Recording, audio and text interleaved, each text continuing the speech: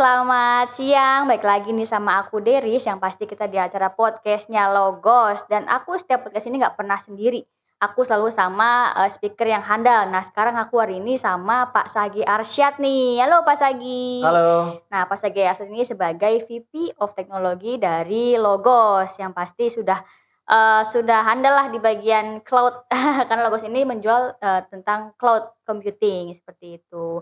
Nah, sebelum kita mulai nih, aku mau sapa dulu kali ya Pak Saginya nih. Halo Pak Sagi, gimana kabarnya nih Pak?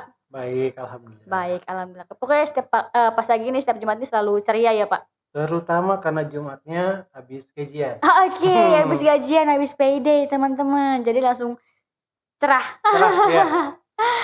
Oke, nah Pak Sagi nih, sekarang kita hari Jumat ini podcast seperti biasa. Nah, untuk hari ini kita bahas apa nih Pak? Kita akan bahas mengenai bagaimana kita bisa melakukan otomasi di pekerjaan kita sehari-hari menggunakan Power Automate. Oke, Power Automate. Jadi untuk teman-teman nih yang kurang paham ataupun pernah dengar apa sih Power Automate itu sendiri, nanti akan dijelaskan oleh Pak Sagi. Jadi selalu nonton di Logos dan jangan lupa subscribe, like, dan komen. Serta jangan lupa share ke sosial media kalian yang pasti. Nah, aku mau tanya dulu nih sebelum kita masuk ke materi nih Pak. Menurut Pak Sagi itu modern workplace sekarang itu kayak gimana sih Pak? Ya, modern workplace sekarang ini udah lebih terdigitalisasi ya. Kita lihat bahwa sekarang ini kan masa revolusi industri keempat ya. Yang di boosting dengan adanya kita pasca pandemi. Sebelum kita pandemi kita ngerasa kayak meeting kita harus ketemu one by one, kemudian juga seminar kita Iya. mesti booking tempat segala macam, kemudian dokumen kita mesti segala sesuatu tuh mesti yang kertas gitu ya. Tapi semenjak pandemi atau pasca pandemi kita lebih acceptable atau bahkan kita lebih embrace teknologi ya. Lebih embrace teknologi, misalkan sekarang kayaknya kita lebih enak menghadiri webinar daripada seminar. Kenapa? Nggak perlu macet-macetan, nggak perlu jalan sejam 2 jam untuk ke tempatnya untuk kita melihat materi, kita bisa langsung online aja. Kemudian dokumen kita udah nggak nggak harus yang kita berurusan dengan kertas, kita bisa pakai yang digital. Nah, yang terakhir adalah kita bisa ada beberapa pekerjaan itu bisa kita lakukan otomasi dan itu dijembatani oleh teknologi. Oke, jadi sekarang ini serba otomatis ya Pak atau otomatis ya Pak? Yes, kita bisa melakukan otomatisasi terhadap pekerjaan kita sehari-hari. Oke, nah karena semua serba otomatis nih Pak, berarti apa tuh Pak layanan yang mendukung banget buat mempermudah kinerja kita di perusahaan gitu Pak? Ya, karena saya ngertinya mengenai Microsoft 365 ya. Jadi di Microsoft 365 itu bisa dibilang ada satu hidden gem ya, itu adalah Power Platform. Nah, Power Platform ini idenya adalah citizen developer. Citizen developer itu adalah kita sebagai business person atau orang yang non IT di tempat kita ya, itu bisa melakukan segala sesuatunya sendiri. Seperti apa? Membuat report, kemudian kita mau membuat aplikasi, atau yang sekarang kita akan bahas adalah bagaimana kita bisa melakukan otomatisasi terhadap pekerjaan-pekerjaan kita ya. Ambil contoh gini, Mbak Deris ya berurusan dengan webinar ya atau seminar gitu. Nah, kita ambil contoh seminar offline deh. Di seminar offline Mbak Deris minta peserta mengisi daftar hadir ya, dan pada akhirnya peserta itu akan mendapatkan sertifikat ya, baik itu digital atau tercetak gitu ya. Kita anggaplah yang digital aja. Nah, ketika dokumen itu si user itu atau peserta itu mengisi daftar hadir, apa yang Mbak Deris mesti lakukan? Pertama, masukkan itu ke dalam file Excel buat laporan siapa aja hadir. Iya, betul. Satu. Kedua, masukkan ke dalam sistem, anggaplah misalkan CRM ya, supaya misalkan nanti ada peserta bilang saya minat nih di follow up mengenai produk ini untuk kita bicara lebih lanjut. Dua itu ya. Ketiga, mengirim thank you sudah datang. Iya, betul. Ya. Keempat, ya bikin misalkan ada sertifikatnya, kita udah misalkan kita udah ada template, kita tinggal masukin nama, tapi tetap masih masukin namanya satu-satu, ya kan? Kemudian di-convert jadi PDF, misalkan, kemudian dikirim lewat email, 5, gitu ya. Satu peserta berapa lama melakukan itu? 10 menit mungkin ada kali ya, Satu Pak. peserta 10 menit gitu ya. Bayangin pesertanya ada 100, berapa lama? Bisa Wah, seharian ngerjain itu bener doang. bener bener. Oke? Heeh. Nah, bayangkan kalau misalkan kita otomatisasi nih. Kita otomatisasi, kita coba bilang, Bapak Ibu, ini ada QR code. Ya, zaman sekarang QR code, scan aja, masukin nama situ. Nah, dengan masukin nama situ, ya, nanti otomatis namanya masuk ke dalam Excel file buat laporan. Namanya otomatis masuk ke dalam CRM untuk nanti di follow up. Namanya otomatis dikirim email, thank you sudah datang. Namanya otomatis dibuatin sertifikat. Dan kemudian sertifikatnya sebagai attachment dikirim ke email. Otomatis semua diproses dalam waktu 20 detik. 20 detik, Pak? 20 detik dan nggak perlu lagi kita copy paste gitu. Oke, jadi tinggal Otomatis datanya kan? aja langsung keluar. Bayangkan yang misalkan seharian kerja ya, dibanding dengan kita lempar aja, kita biarkan orang ngisi, kemudian nanti akan otomatis melakukan pekerjaan-pekerjaan tadi kayak gitu. Oh, berarti mudah banget ya, Pak. Sangat Mudah sangat banget. membantu sih. Emang berarti Portomet ini semuanya serba otomatis, teman-teman. Mungkin ada yang lain, Pak, selain itu yang bisa dipakai dari Portomet itu sendiri selain dari yang tadi? Jadi Power Automate itu, kalau yang tadi saya cerita itu loh bagaimana kita bisa mengotomatisasi pekerjaan kita di cloud ya, melakukan data entry, kemudian bagaimana kita bisa membagi pekerjaan antar divisi satu dengan divisi lainnya. Itu kan segala sesuatu yang running di cloud. Nah, ada lagi ya, kalau misalkan ternyata kita punya sistem aplikasi yang lama ya. Misalkan bagaimana kita misalkan yang paling sering orang yang paling sering biasanya itu menggunakan aplikasi lama itu adalah orang finance. Kenapa? Mereka udah nyaman. Ya kan? Mereka udah nyaman pakai aplikasi, misalkan udah umurnya kalau dilihat tuh diproduksi tahun 2001. 2001 BTW udah 21 tahun lalu loh. Iya, benar. Gitu ya. Nah, saya masih pikir 2001 itu adalah 2 tahun lalu. 2001 saya belum sekolah kayaknya, Pak. Oh, anyway. Nah, aplikasi tahun 2001, tahun 2005 itu kan udah tua sekali gitu ya. Nah, tapi orang finance itu ya, orang finance itu masih nyaman dan mereka masih pakai. Nah, baik misalkan skenario gini. Saya mau ya biasanya mereka itu kalau terima invoice, mereka akan masukkan ke aplikasi, mereka klik bikin invoice, klik masukkan amount-nya, klik siapa yang akan dikirim invoice-nya gitu ya. Nah, itu pakai aplikasi desktop. Di Power Automate, selain kita ada sifatnya mengotomatisasi pekerjaan-pekerjaan kita di cloud, dalam hal ini Microsoft 365 ya. Nah, dia juga bisa mengotomatisasi pekerjaan kita yang ada di desktop. Oke. Jadi misalkan ada dokumen masuk, oke, cuma tinggal nanti bisa dokumennya itu di-scan pakai AI. Ya, dia tahu nih, ini data mengenai invoice-nya besarnya berapa. Kemudian juga ditagihkan kepada siapa gitu ya. Nah, nanti dia akan melakukan otomatis jalan di desktop, klik ini, klik ini, otomatisasi seperti itu. Oh, berarti tinggal klik-klik aja gitu ya, Pak? Kita cuma tinggal ajarin si Power Automate ini, nanti kalau ada invoice masuk, jalankan prosedur ini, buka aplikasi, klik bikin invoice, masukkan data, print dokumen, udah, itu aja. Habis itu, tiap kali invoice ya kita bisa combine dia dengan AI, dia baca oh ini invoice untuk siapa, kemudian dia sendiri yang melakukan klik buka aplikasi, masukin data-data invoice, print invoice-nya. Dia bisa melakukan itu. Oh, oke. Berarti tanpa harus ada IT bisa dari finance sendiri. Finance sendiri bisa melakukan itu. Oke. Karena semua serba otomatis ya, Pak ya. Ya, kita bisa melakukan otomatisasi di situ. Case lainnya yang kalau desktop ini adalah kalau kita punya satu halaman web ya, nggak harus lama tapi halaman web yang modelnya punya eksternal, nggak bisa kita integrasikan gitu ya. Banyak lah kayak gitu ya. Nah, kita pengen bisa scraping data di situ ya, kemudian kita memasukkan ke dalam satu data yang ada di internal kita. Jadi ada datanya, misalkan data kita samain aja lah yang tadi invoice. Kita ada data invoice di situ, ambil datanya dari web itu, kemudian masukkan ke dalam database yang kita punya. Atau sebaliknya, kita punya database, kita mau entry data satu persatu, Gak usah kita pakai orang, kita pakai Power Automate aja, suruh dia entry data itu ke web, pakai Power Automate Desktop, bisa kayak gitu. Oke, yang penting kita datanya udah lengkap ya Pak, tinggal Data udah ditarik lengkap. aja gitu. Yang penting kita bisa ajarin dia, caranya kayak gini loh. Gitu. Oke.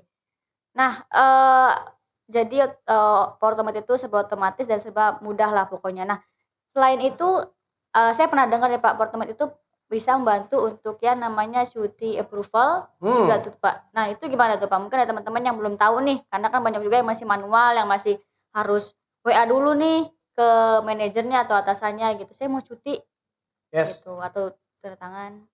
Kalau dulu kita mau melakukan sesuatu, ya ada beberapa hal yang dulu kita lakukan manual di Logos ya. Pertama, cuti approval, reimbursement. Oke, kemudian yang paling brutal itu adalah yang paling bikin sibuk itu adalah purchase request. Oke. Nah, dulu dilakukan manual. Ya dibilang manual sebenarnya udah pakai email sih, tapi tetap aja nge-trackingnya bikin pusing. Gitu ya. Nah, kita gunakan Power Automate nih. Bagaimana kita bisa meng-guidance satu proses. Ya, contohnya adalah dalam satu waktu kita jangan cuti deh, yang itu cuti terlalu gampang. Kita ambil contoh yang purchase request ini yang paling ribet. Dalam satu waktu, Logos itu memproses sekitar akan ada selalu 20 purchase request yang aktif. Ya, baik itu di tahap masih baru request kepada kepada finance untuk di review dulu, ataupun cuma tinggal kirim invoice ke customer. Ya, jadi ada tahapannya. Pertama tahapannya melakukan purchase request kepada sales manager dan finance, kemudian dilakukan order processing, kemudian dilakukan delivery ya. Delivery, kemudian dilakukan kegiatan administrasi, dalam hal ini invoicing dan juga PO kepada vendor. Problemnya adalah tiap produk yang dipesan customer bisa beda cara prosesnya. Gitu. Selanjutnya, kita mau order ke vendor, beda lagi masing-masing vendor cara prosesnya. Gitu kan? Yang paling menyebalkan adalah kita mesti men-tracking nih. Pertama, ini udah belum.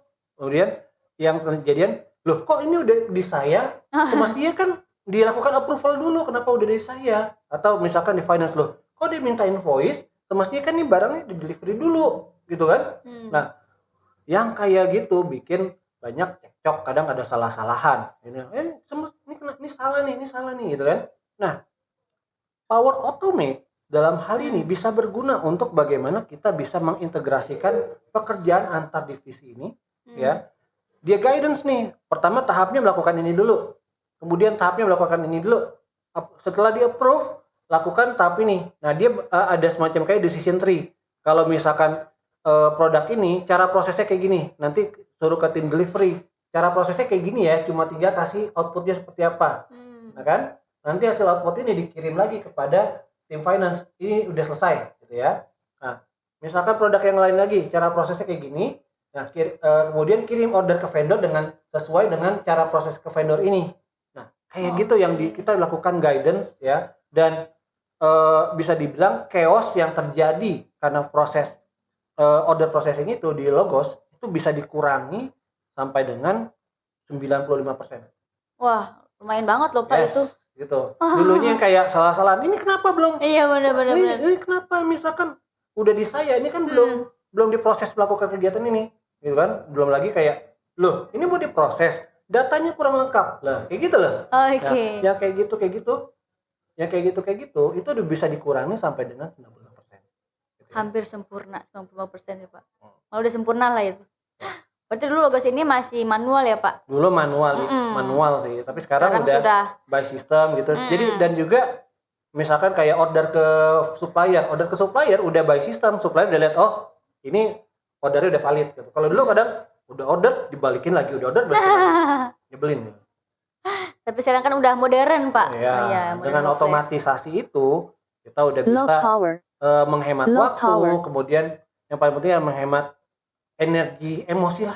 Iya, itu sih Pak yang paling penting. Nah itu kan dari sisi finance tuh Pak. Nah kalau yang cuti tadi gimana tuh Pak? Reimburse tuh. Nah kalau yang cuti itu kadang yang paling nyebelin di cuti itu Low adalah power. tracking satu orang itu udah pakai berapa, udah pakai Oh. cutinya berapa ya. Hmm. Nah, dengan Power Low Automate power. ya kita bisa Low power. mengurangi insiden di mana orang cuti nggak bilang. Kalau dulu kan Iya. cuti aja, Low baru power. belakangan pengajuan. Apaan kayak gitu, gitu kan? Low Nah, power. kalau dengan Power Automate kita bisa pengajuan cuti, kita bisa pakai sistemnya, ya. Low Kemudian power. ya approval-nya juga terarah, ya, dan juga bisa sifatnya otomatis kayak mengurangi jatah cuti, mengurangi atau misalkan ternyata kalau Low misalnya power. nilai cutinya tidak mau jatah cuti, ya udah langsung aja dia Low cuti power. apa mengurangi jatah cuti gitu. Jadi bentuk pemrosesan dan decision itu bisa diproses atau Low power. dilakukan di Power Automate gitu.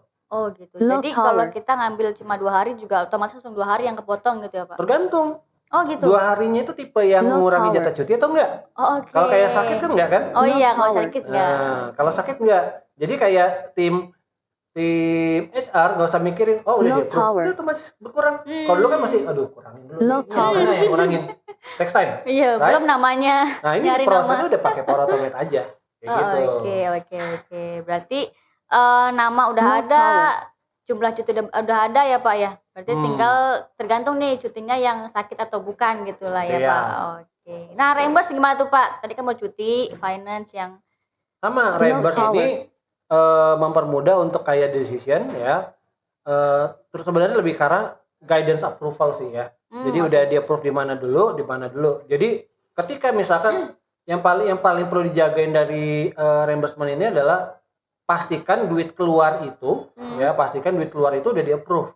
Nah, jadi dengan Power Automate kita bisa jadi semacam kayak berjenjang approval. Nah, pas udah sampai di orang tertentu, orang itu banyak akan mengeluarkan reimbursement Low power. ketika ada konfirmasi dari sistem gitu loh. Oh oke. Itu berarti reimbursement juga nggak sulit ya Pak ya? Nggak sulit. Berarti kalau kita mau cantumin bukti fotonya gitu bisa juga tuh Pak? Bisa. Oke, berarti nggak cuma mau reimburse ini gitu Pak, tapi pakai foto juga bisa ya Pak? Nah. Oke. Nah jadi lagi-lagi Portomat ini sangat membantu banget. Jadi untuk teman-teman yang mungkin di kantornya masih pakai manual nih cuti, Low masih power. WA atau mungkin cutinya masih pakai kertas, bisa banget nih pakai Power Automate itu sendiri. Ataupun yang masih reimburse-nya juga aduh butuh ke tim finance nih langsung nggak pakai sistem. Nah itu harus banget pakai Power Automate. Karena kasian juga tim finance kan. Agak pusing juga gitu. Nah mungkin ada yang lain tuh Pak. Kayak misalnya selain yang cuti, reimburse gitu. Nah, kita bisa juga di Power Automate itu business processing flow. Low power. Business process flow. Yang mana kalau misalkan pekerjaan itu mesti dilakukan dari satu tahap ke tahap lain, ada mandatory work itemnya. Contoh, rekrutmen pegawai. Rekrutmen pegawai kan nggak langsung dari dia kirim lamaran langsung tawaran gaji kan. Iya betul. Ada proses interview, Bener. ada fase-fasenya. Nah, bisnis proses flow itu ya kita bisa set satu proses ini ada fase ini. Low Lalu power. dilakukan dulu kegiatan di fase ini, kegiatan ini baik mandatory ataupun optional. Nah, dengan bisnis proses flow ini mengguidance kita ya melakukan satu proses secara proper dengan berbagai requirement-nya seperti itu. Oke, berarti nggak langsung dari calling nih besok kamu interview langsung gaji gitu nggak ya Pak? Pakai Power Automate juga bisa langsung kalau step itu by pakai step. kekuatan khusus orang dalam. Oh iya benar. Orang dalam lagi-lagi. Oke, nah benefitnya apa tuh Pak pakai Power Automate selain tadi itu? Mungkin ada yang lain atau mungkin mau tambahkan lagi? Paling dengan Power Automate itu ya objektifnya kita bisa menghemat waktu. Yes. Ya. Karena seringkali kita kerja itu mengerjakan sesuatu yang sifatnya repetitif. Ya, repetitif. Misalkan di Deris yang tadi contoh memproses data peserta webinar kan repetitif pasti ya. Memproses di tim sales, memproses opportunity itu repetitif gitu ya. Nah, pekerjaan yang repetitif ada kita kerja sehari-hari tapi kadang ada aja kesandung-kesandungnya. Ya, kadang benar. Salah masukin data. Betul. Nah, dengan kita bisa mengotomasi hal itu, Pertama, menghemat waktu. Kedua, mengurangi kemungkinan terjadi kesalahan terhadap proses yang kita lakukan. Gitu ya. Dan yang terakhir adalah bagaimana proses itu bisa berjalan secara proper sesuai dengan yang kita sudah set up kepada sistem. Oke, karena semua sebagai sistem ya Pak. Ya. Jadi nggak ada kekeliruan. Kecuali kalau orangnya yang keliru, itu namanya human error. Nah, kalau untuk keamanan nih Pak, mungkin ada juga nih keamanannya gimana ya untuk Power Automate gitu Pak? No need to worries ya. Kita bisa bilang bahwa Power Automate ini terintegrasi dengan Microsoft 365. Nah, Microsoft 365 ini kan kalau kita bicara mengenai keamanan, ini adalah bisa dibilang top tier security.